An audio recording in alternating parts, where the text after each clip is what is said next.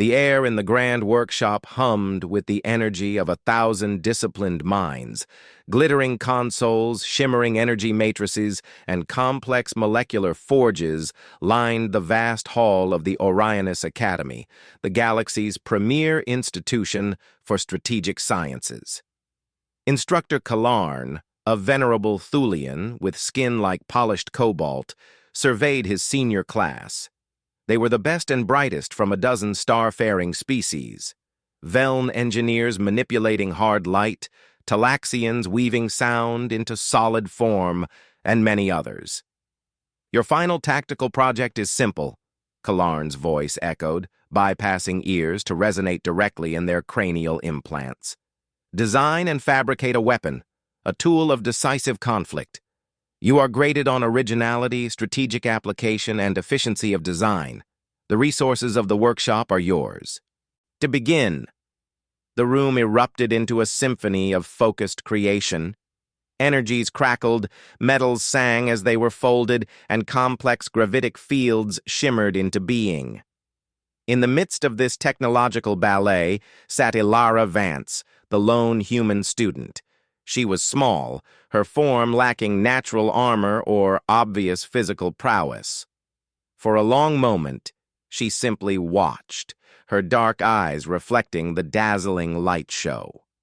While her peers reached for advanced alloys and plasma cores, Ilara stood and walked not to a material synthesizer, but to the Academy's central requisition terminal. Her requests were a stark, perplexing anomaly in the data stream.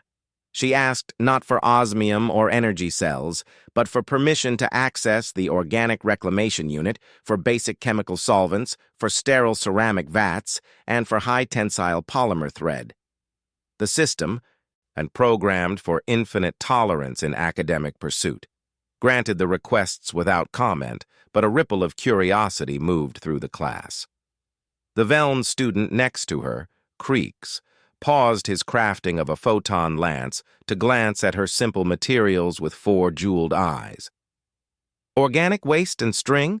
His translated voice buzzed, tinged with polite confusion. Is this a secondary project, human? A nutrient paste for stamina? Ilara offered a small, unreadable smile. It's the primary project. She collected her bizarre kit and retreated to a quiet corner of the workshop. Ignoring the consoles, she began by carefully cleaning a wide, shallow vat. Her movements were not those of an engineer, but of a meticulous artisan, or perhaps a mortician. She then visited the Reclamation Unit, a facility that broke down all biological waste into base components for synthesizers. Here, she did something that seemed to her classmates not just primitive, but fundamentally unclean. She requested and received bones, scraps from the kitchens, the long, elegant thigh bone of a grazing animal from the agricultural dome, the delicate ribs, the dense vertebrae. They were clean of flesh, but still organic matter, something every other species viewed as refuse to be processed, not a resource to be utilized. Back at her station, she submerged the bones in the solvent, a mild acid that began to etch and cleanse them further. The slight acrid smell was unfamiliar in the sterile, ozone-scented air of the workshop. She then began the slow, patient work of carving, using simple manual tools, and she shaped the larger bone into a long, graceful curve, sanding it until it was smooth and white. She drilled precise holes at each end with a hand borer. From the smaller bones, she carved dozens of slender, tapered rods, each identical in length and weight, sharpening one end of each to a wicked point. Crikes and others could not help but watch in growing bewilderment. They were crafting weapons that could pierce starship hulls or collapse neural functions. She was whittling. Instructor Kalarn glided over, his placid expression faltering for a microsecond. "Miss Vance," he intoned, "the project is a weapon, a tool of war. This appears to be an arts and crafts exercise. Explain your strategic application." Ilara looked up, holding a finished bone rod. "I am crafting a weapon, instructor, one of my people's oldest. It is called a bow. And these," She gestured to the pile of sharpened rods. "Our arrows." Kalarn's neural tendrils twitched. "A kinetic projectile weapon? Propelled by what? Chemical explosives? Contained gravitic pulse?" "By stored human energy," she said simply. She took the strong polymer thread and began to string it onto the carved bone stave, bending it into a gentle, tension-filled arc. The act was intimate, physical. She was not programming or aligning fields. She was using her own body's strength to create potential energy. She placed an arrow against the string, and for the first time, the assembly looked like what it was, a weapon, stark and elegant in its simplicity. But to the advanced beings around her, it looked like a museum relic, a curiosity. A wave of subdued, the pitying laughter flickered through the psychic and auditory wavelengths in the room. The human, it seemed, had chosen to fail in the most embarrassingly primitive way possible. Demo day arrived. The grand workshop transformed into a tactical proving ground. Holographic threat scenarios shimmered into existence at each station. Simulated enemy drones, energy shields, armored synthetic targets. The air crackled with disintegrator beams, concussive sonic blasts, and localized gravity wells that crushed their targets into shimmering pixels. Crix's photon lance performed admirably, slicing through drone armor with silent efficiency. A Talaxian student's resonant disruptor caused entire squadrons of simulants to shudder into static. The assessments were clinical, spectacular, and loud. Then came Ilara's turn. She walked to the designated firing line, her bone bow in hand, a quiver of arrows on her back. The holographic projectors generated a standard array of targets, a hovering drone, a shielded combatant, and a fortified bunker. A few students exchanged glances. This would be a mercifully short and final demonstration of human irrelevance. Ilara knocked her first arrow, drawing the polymer string back to her cheek. The pose was ancient, a silhouette from a forgotten age. She exhaled and released. The bone arrow flew with a soft thwip, utterly silent compared to the roaring energy weapons. It struck the hovering drone not with an explosion, but with a solid thunk. The holographic system, programmed to register kinetic impact, correctly flared red and dissolved the drone. There was a mild murmur, a lucky hit. The second target, the shielded combatant, activated a personal energy barrier. Ilara watched the shimmering field for a second, then selected a different arrow. This one had a clumsily crafted head, a small lump of ceramic wrapped in wire. She drew and fired. The arrow struck the shield. There was no burst of energy.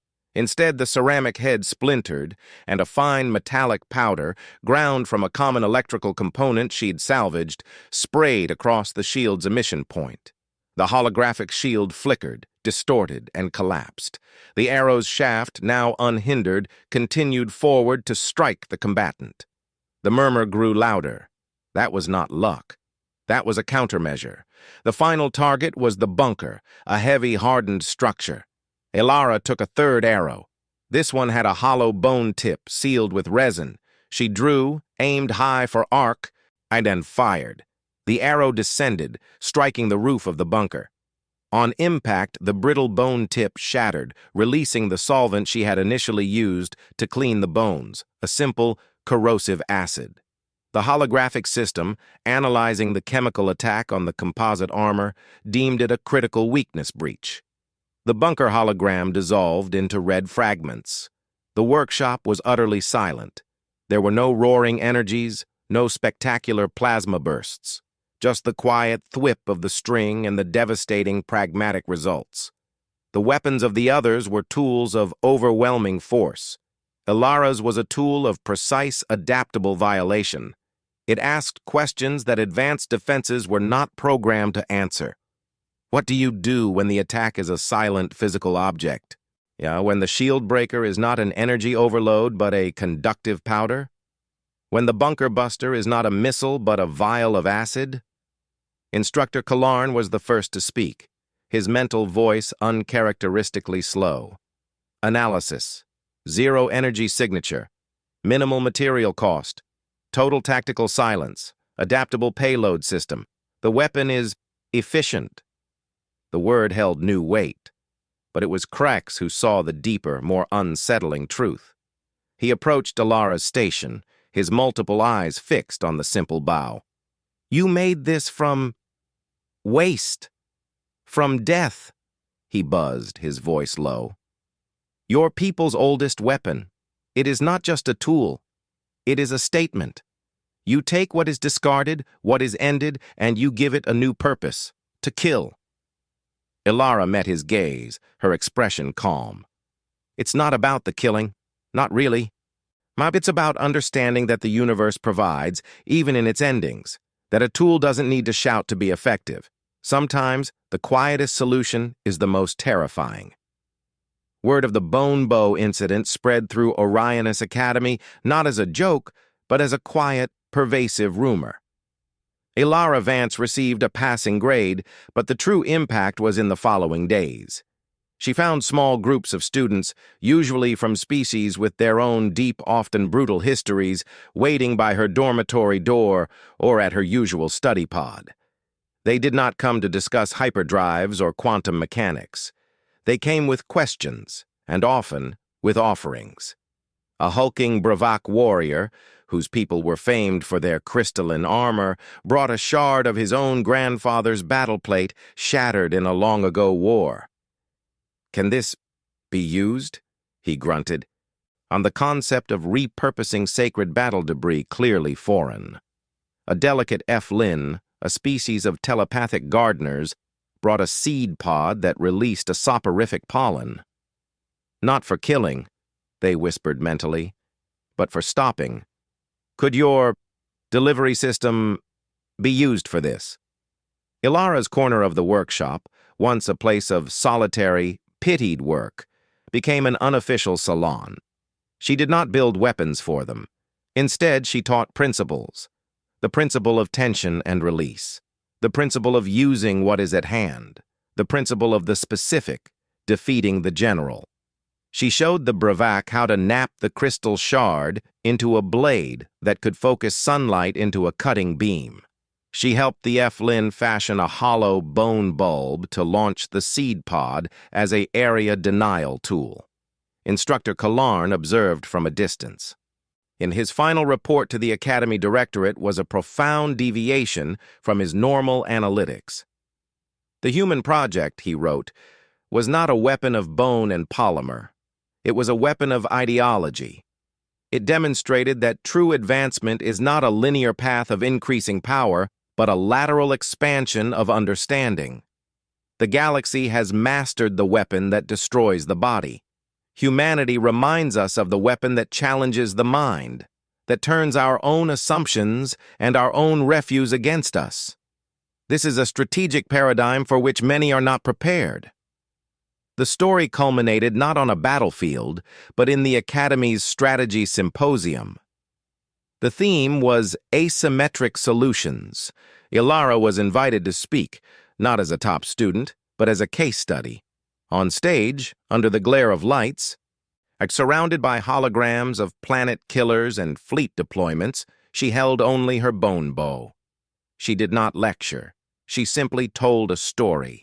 She spoke of early humans on the plains with only flint and wood and sinew, standing before creatures 100 times their size.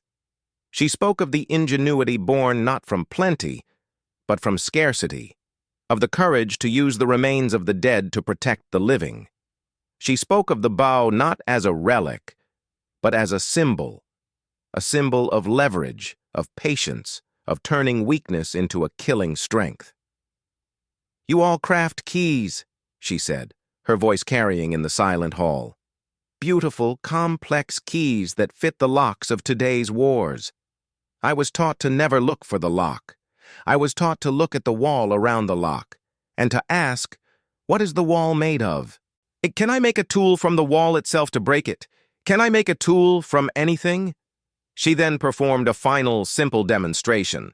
She nocked an arrow, but instead of aiming at a target, She aimed at a shielded, powered-down console at the edge of the stage. She fired.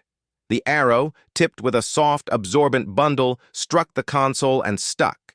Dripping from the bundle was a common cleaning fluid, conductive and mildly corrosive. It seeped into the console's vents. The console shorted out with a fizzle and a puff of smoke. The silence was absolute. Every being in the hall understood. She had just disabled an advanced piece of technology with an arrow dipped in industrial solvent. The means were laughable. The implication was universe-shattering. It meant that in a human's hands, anything could be a weapon. And their history was not a path they left behind. It was a toolkit they carried forever. As she left the stage, the applause was not the roaring kind given to spectacular displays of power. It was slower, deeper, thoughtful. Crix met her at the bottom of the steps. He no longer looked at her with pity or confusion, but with a newfound, solemn respect. He held out a small, polished piece of his own failed hard light projector. "Teach me," the Veln engineer said, "to think in bones."